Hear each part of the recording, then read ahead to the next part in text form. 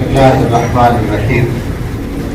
الحمد لله رب العالمين، والصلاة والسلام على سيدنا وحبيبنا وشفيعنا ومولانا محمد وآله وأصحابه أجمعين.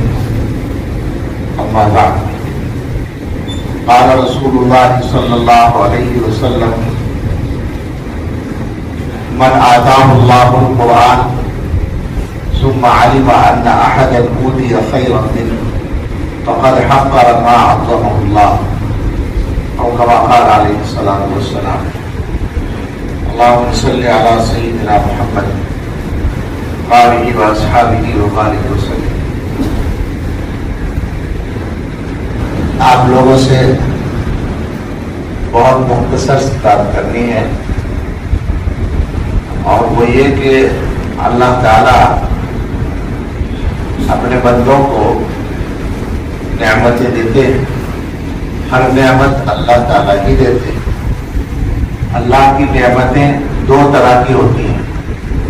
ایک وہ نعمتیں جو دنیا کی ضرورتوں میں کام آنے والی ہوتی ہیں، کھانے پینے کی چیزیں، پہننے اوڑھنے کی چیزیں، رہنے سہنے کے لیے مکان، یا دنیا کی کوئی بھی نعمت جو اللہ تعالیٰ دیتے ہیں، وہ بلا شبہ اللہ کی نعمت ہے اور بہت بڑی ہے. چھوٹی سی چیز بھی اگر ہمیں نہ ملے تو ہم پریشان ہو جاتے ہیں. پانی ہے، ہوا ہے، کھانا ہے اور ضرورت کی چیزیں ہیں. لیکن دنیا کی ضرورت سے تعلق رکھنے والی جتنی بھی نعمتیں ہیں، ان کے بارے میں اللہ تعالیٰ کا بس ایک حکم ہے کہ شکر ادا کرو. الگ سے کچھ نہیں، ہر نعمت کا شکر ادا کرنا. اس کے برخلاف ایک نعمت ہے جس کا تعلق دین سے ہے، اور وہ ہے قرآن. اس کے بارے میں عام نعمتوں سے بالکل الگ ایک حکم ہے، اور وہ ہے جو اس حدیث میں ہے جو میں نے ابھی پڑھی ہے. فرمایا کہ جس شخص کو اللہ تعالیٰ قرآن دے دے، پھر وہ یہ سمجھے کہ کسی اور کو اس سے اچھی چیز دی گئی. سمجھ گیا؟ ایک آدمی کو اللہ نے قرآن دیا، اس کے بعد کسی دوسرے آدمی کو اللہ نے بہت بڑا مکان دے دیا.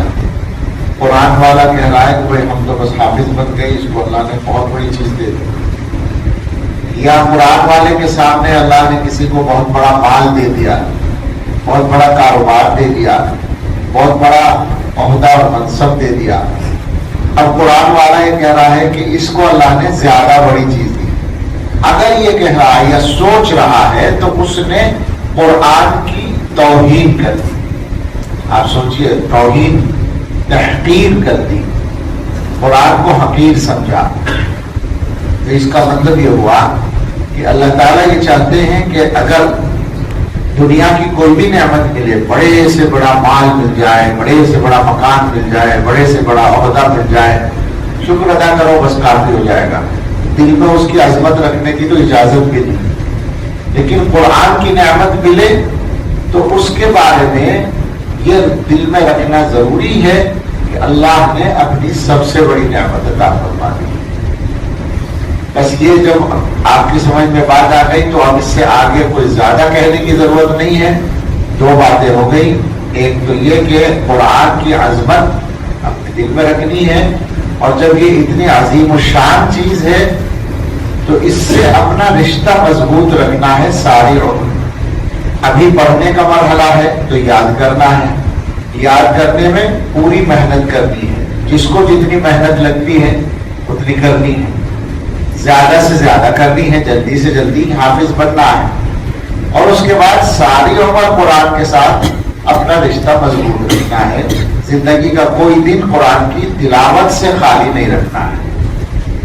قرآن کی ایک خاص بات اور ہے جو حدیث میں ہے، بے شمار باتیں، کہ قرآن اللہ تعالیٰ کے قریب ہونے کا سب سے مضبوط ذریعہ ہے. اللہ کا قریب ہونا کوئی آسان بات نہیں ہے، کوئی چھوٹی بات نہیں ہے. دنیا میں دنیا کے بڑوں کے قریب ہونے کی کوشش لوگ کرتے ہیں، وہ تو احکم الحاکمین ہیں. سارے بڑوں کا بڑا ہے، اس کے قریب ہونے کا موقع مل جائے تو اس سے بڑی بات کیا ہو سکتی ہے؟ اس کا ذریعہ قرآن ہے۔ حدیث کے الفاظ یہ ہیں کہ اِنَّ لِلَّهِ أَهْلِينَ مِنَ النَّاسِ، انسانوں میں سے کچھ لوگ اللہ تعالیٰ کے گھر والوں کی طرح ہوتے ہیں، جیسے کسی کے گھر والے۔